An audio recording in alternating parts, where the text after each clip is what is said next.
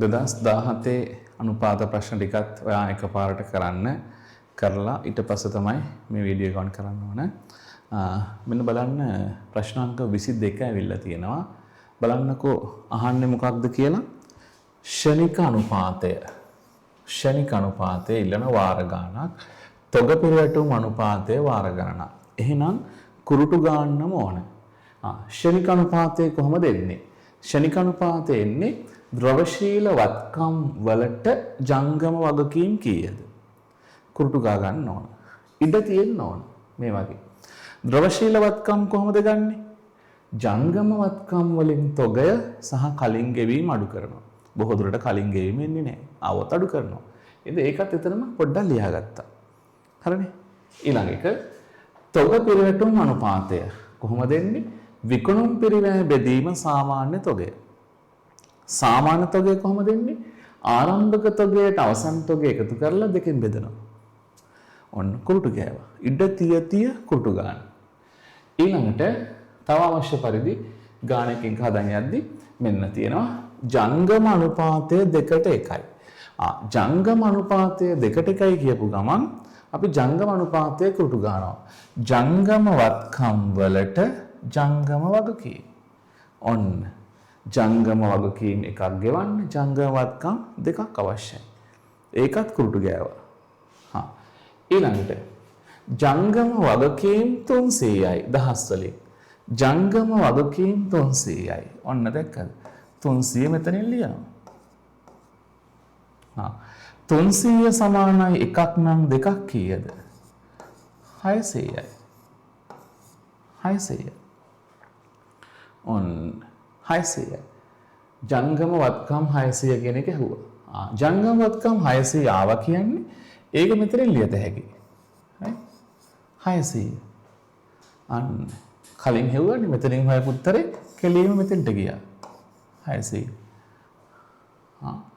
ඊළඟට ජංගම වගකීම් 300. ඒකත් මෙතන ලියන්න පුළුවන්. 300. ඔන්න එනේව ලියනවා. ඊළඟ තොගය 17.3 කියන්නේ අවසන් තොගය 120යි.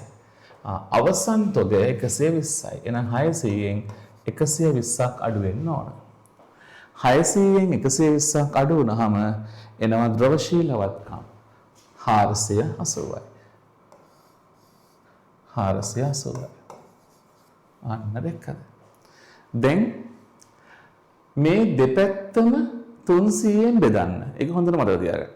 දෙපැත්තම ජංගම වගකීම් වලින් බෙදන්න. 480 බෙදනවා 300න්. 1.6යි උත්තරේ. 1.6. ජංගම වගකීම් 300න් බෙදුවොත් 1යි. ඒ කියන්නේ ජංගම වගකීම් එකක් ගෙවන්න ද්‍රවශීල වත්කම් තියෙන්නේ 1.6යි. හොඳ මට්ටමක්. ඔන්න 1.6යි කියලා ආවා ෂණික අනුපාතය. දැන්ට උත්තර දෙකක් නිවැරදි කියලා පේනවා. ඊළඟට තව මොනවද කරන්න පුළුවන්? ආරම්භක තොගය 180යි. ආරම්භක තොගය 180 නම් අවසන් තොගය 120 නම් එකතු කරලා දෙකෙන් බෙදන්න. 300 දෙකෙන් බෙදන්න 150යි. සාමාන්‍ය තොගය 150යි. ඔන්න සාමාන්‍ය තොගය ඇවිල්ලා තියෙනවා 150. ඔන්න මෙතන ලියාගත්තා. විකුණුම් පිරිවැය බෙදීම සාමාන්‍ය තොගය 150යි. ඔන්න එකක් ආවා. තව මොනවද? මේ පැත්තේ විකුණුම් 600යි.